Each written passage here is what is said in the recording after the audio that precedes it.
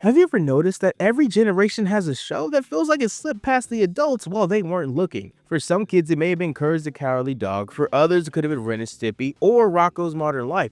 But for the truly unhinged, and I mean like the kind of out there kids, we had Invader Zim. A cartoon so weird, so dark, so mean-spirited, it felt like Lovecraft had to write for a children's network unfed of Nickelodeon slime torture. Seriously, if Cosmic Horror had a little cousin that got addicted to nacho cheese and monkeys and waffles, it'd be this show. It wasn't just creepy, it was funny, it was disturbing, and somehow kind of amazing for all that chaos. Invader Zim was the kind of cartoon you didn't want your parents to see because, well, if they saw it, they'd probably stop you from watching it. Zim became something whispered about during school lunches, talked about in hushed tones, like it was Bloody Mary back in the day. People still don't believe in Bloody Mary, right? Is that still a thing? I don't know. I might be putting on my age right there, but whatever. Invader Zim barely aired for a blink. It got canceled before it got good. It made Nick look crazy for airing the show and somehow still wormed its little creepy green tentacles and stuff into our collective brains. So if you stick around, we'll uncover the truth of how this screaming trash can robot and his cosmic idiot boss created one of the greatest cult cartoons of all time. So I want to welcome you to the terrifying yet beautiful world of Invader Zim. And by the end of this video, I hope you understand why this show never stood a chance, but also why it never really went away. And yes, we're talking about the Oregon episode. Goodness, we're talking about that episode. So hey, I'm Remy, and I just want to know if anyone's checked on Invader Zim, and if not, let's. So let's talk about the birth of a menace. You don't hire the creator of... Wait, what's... He wrote what now? Nah, that can't be the... That's the name of the series? And Nick gave this man money to make a show for kids? Yo, man, that's kind of crazy. I kind of respect that, but then I remember the whole quiet on set thing, and then the respect for Nick goes out the window. But, okay, let me try this one more time. Okay.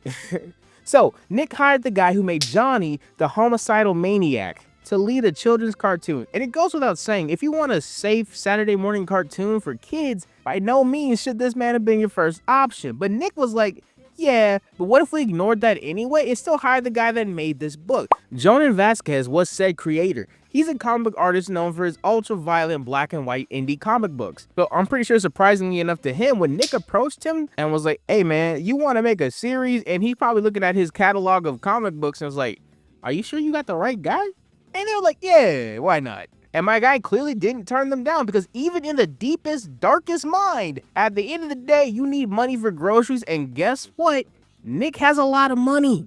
Like a lot. And so, Invader Zim was born from that weird link up.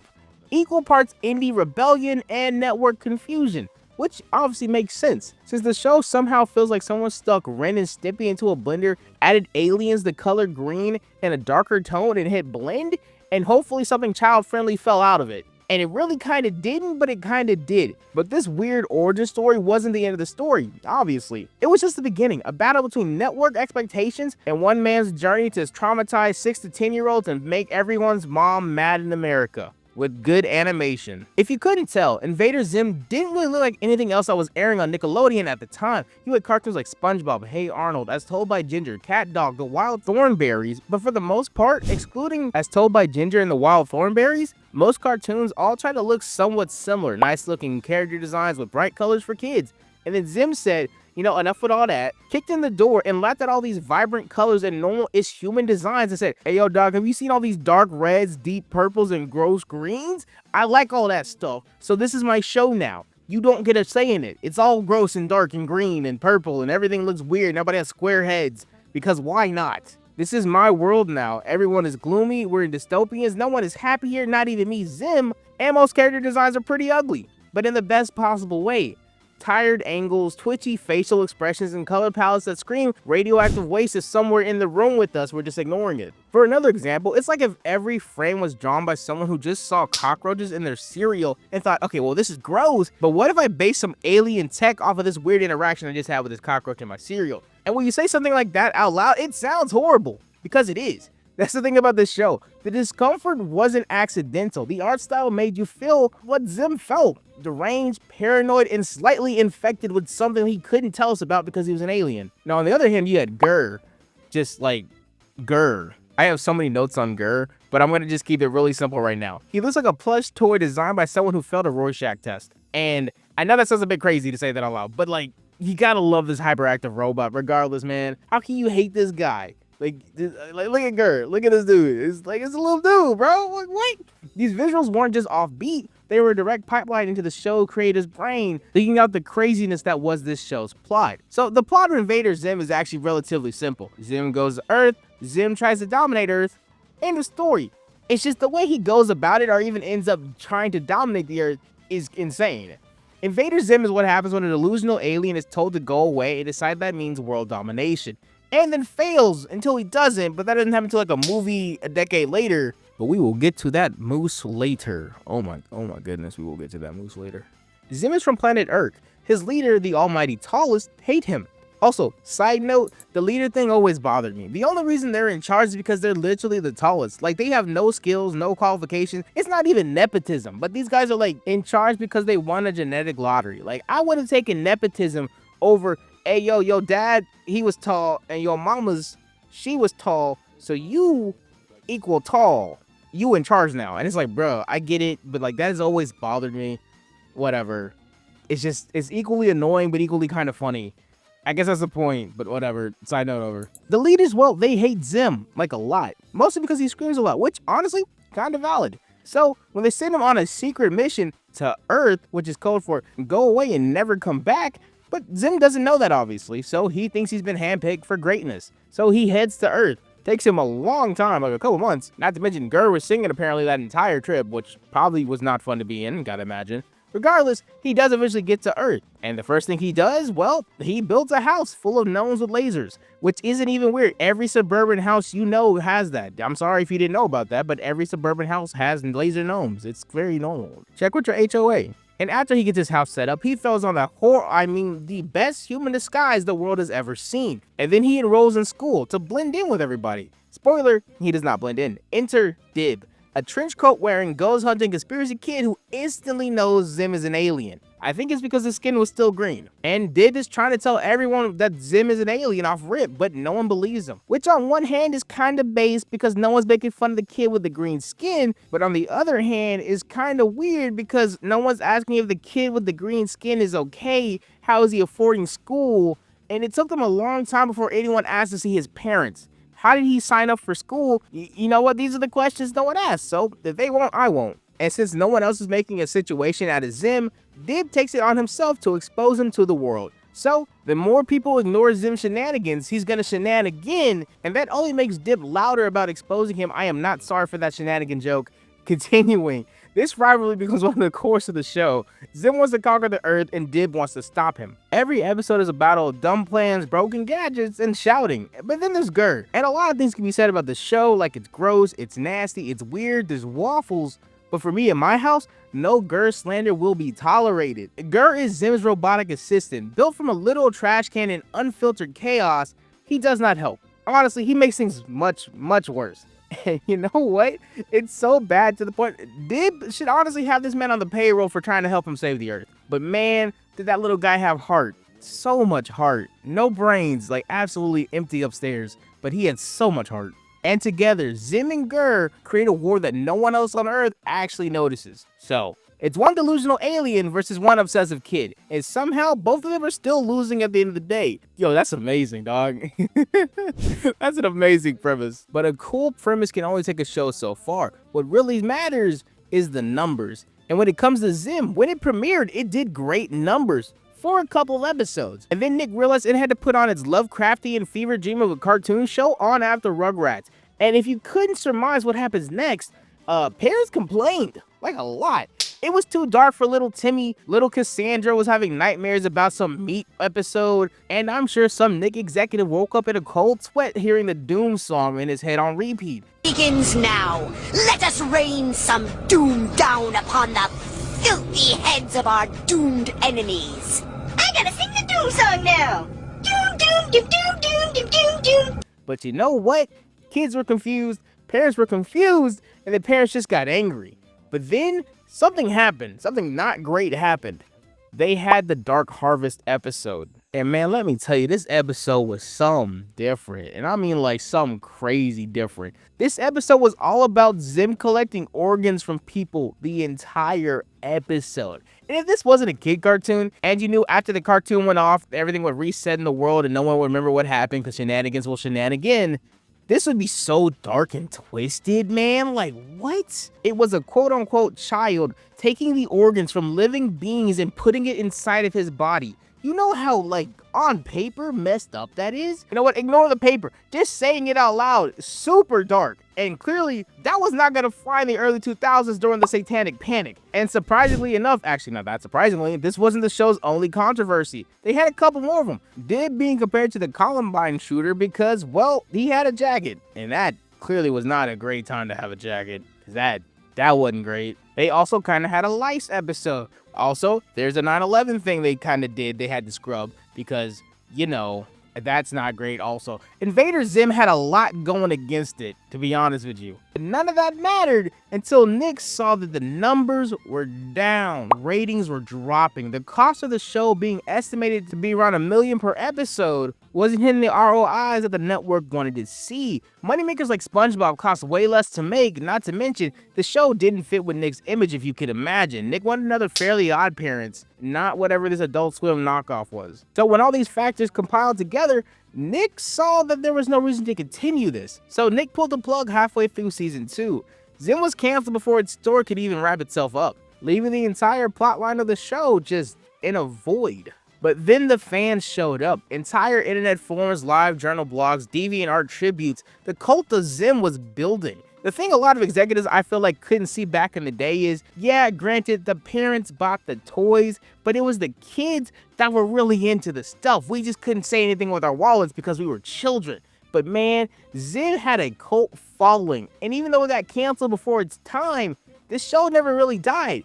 Invader Zim refused to stay buried. This wasn't a failure. It was an origin story of a fandom that wouldn't let it go. To such an extent, if Nick had kept the show going, they would have probably made so much more in merch than they already have. So, the year is 2006, and you couldn't walk into a Hot Topic without seeing GER merch somewhere. Stickers, hoodies, lunchboxes, a disturbing number of plushies. GER became a meme before memes had names. Granted, if GER dropped today, people would call him a tryhard and just say he's like clip farming or something. But back then, that chaotic energy was infectious and incredibly marketable. And that marketability helped Zim stay in the public conscious. Even if not as loud as it was when it first aired, it was still in the public conscious to some extent. And eventually, this led to something pretty cool, a resurrection. In 2015, Oni Press gave Zim a new life in comic book form. The original creator came back, so it had the same tone, the same madness. The comics didn't even reboot the show, they just extended it. In a way, it felt like lost episodes were finally made real. GER was still screaming, Dib was still losing, Zim was still Zim, and it was solid. It had 50 volumes and was canceled in 2021, but this return wasn't just for nostalgia, it had laid the groundwork for something even bigger. And you know what? Sometimes when the stars align, crazy things happen. Other times, Nicktoon emails you and asks, hey, you want to traumatize another generation? And that's how we got Enter the Florpus.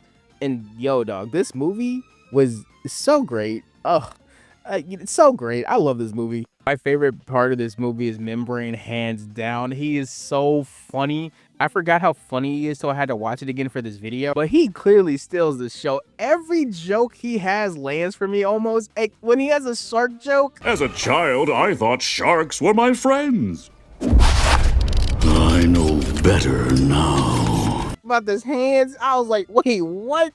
Or when he asked the audience who's more excited for Peace Day than him, and this one guy says he is, and he speed blitzes across the audience to tell him that's scientifically impossible. This man Membrane steals this movie for me, dog. He's so funny. Okay. back on script. Okay. So originally, this was supposed to air on Nickelodeon, but then it didn't. For reasons only known to the Eldritch Gods and Viacom executives, regardless of the reasons, it did land on Netflix, which, you know what, honestly might have been for the best, because it felt like this movie was Zim without a leash to some extent. So the plot of this movie picks up right after where the series left off, so you don't have to worry about anything in the comics affecting this movie. And where we left off was Zim still waiting for the tallest to come, but he realizes they're not coming. Actually, they were never coming. And when Zim finally accepts this truth, It breaks him to the point where he kind of just lives in a toilet for a while. That's just what you do when you're depressed. And Dib, well, he finally exposes Zim because he's so depressed he gets an easy window. So he does it. And Dib finally wins the war no one knew he was doing. And to the surprise of literally no one watching this movie, Zim bounces back. Because what's gonna keep my boy Zim down? Not depression, that's for sure. He's better than me. But nothing's gonna keep that man Zim down. And what follows after Zim's bounce back, you have a battle through dimensions, egos, wormholes, identity theft with a fish, a floating moose, pure chaos. There's also a pig. Gur gets a horse. A lot of stuff happens. This movie is pure chaos, and it's amazing. The critics love the animation. Like I said earlier, Professor Membrane steals the show hands down. This man is so funny. If you want to watch this movie, if you haven't seen this movie, like maybe if you don't even like Invader Zim, watch it for Professor Membrane. He's so funny. Oh dude, he's so funny. I can't even emphasize how funny. If I could play all of his jokes in this video without it getting clapped up from copyright claim, I would, just so everyone could laugh. Ignore my jokes and just laugh at the clip segment, because it would be so great. And I'm just gonna stop glazing, but it's so good. And besides the animation, the voice cast did miss also. A lot of the original voice actors from the show came back. You got some new voices also, but top tier voice acting nonetheless. You had Richard Horvitz as Zim, Ricky Simmons as Gur, Andy Berman as Dib, Melissa Fawn as Gaz, Wally Winger as the almighty tallest Red, and Kevin McDonald as the almighty tallest Purple. And a very surprising voice cast member for me, you had Roger Bumpass. Squidward's voice actor was the voice of Professor Membrane, which blew me away when I found that out, because like the range of Squidward to Membrane is like night and day in my brain, but it's like, that's so cool that he could do that with his voice acting. That's so cool in my opinion. But overall, this movie was amazing. And while I can't speak for every fan, but for me, it felt like we finally got the ending the series never gave us, and it deserved, honestly. Enter the Florpus wasn't just nostalgic revival, it was proof that Zim had the legs to be a long-running series, even if executives didn't know back in the day. So, should Invader Zim come back? Actually, even better question, does Invader Zim even work today? Well, let's check off a few boxes real fast. Are we still paranoid? Check. Are we overstimulated as people? Also check. Are we more alienated as humans since 2001? Double check that one. Do people still believe in aliens? Can we like triple check that one? Because there's been a lot of alien sightings in the last few years. So all I'm saying is Zim fits better now than it did in 2001. It's not just nostalgic, it's relatable at this point. Zim failing over and over again is like millennial job hunting at this point. Gur screaming about waffle while the world burns. That's Twitter, unfortunately. I'm not calling it X still.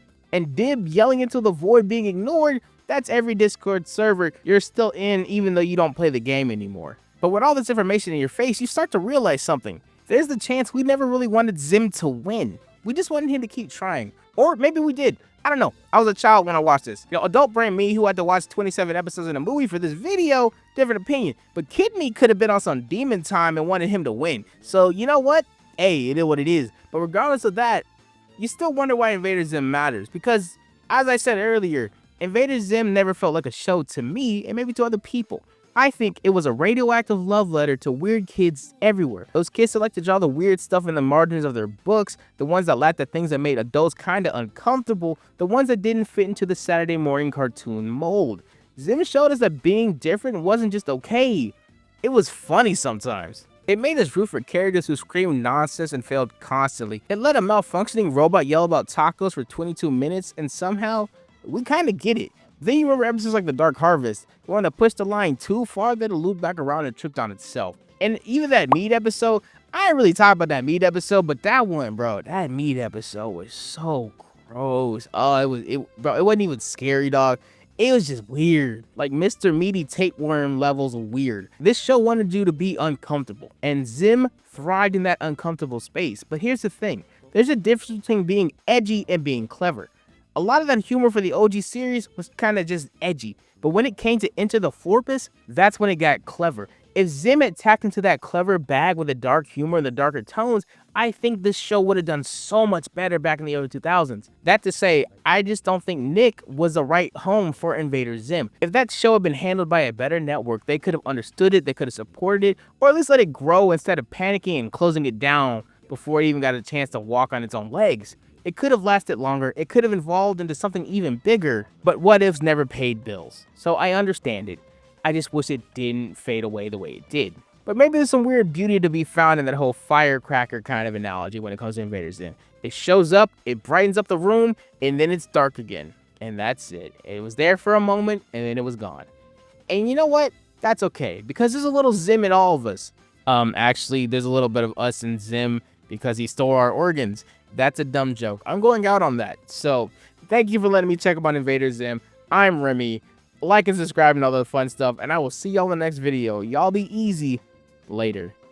Man, when it comes to this movie, it is so funny. My favorite part of this movie is all membrane stuff, obviously, but Zim has some great jokes in this movie too. I really talk about when all the robots are dying versus membrane. It is so funny. He was like, Spencer, Devon, Maria. I'm cracking up. It's so funny, bro. This movie is so great. I keep saying this, but if you haven't watched this movie or if you didn't even know about it, please go watch it. It's so good.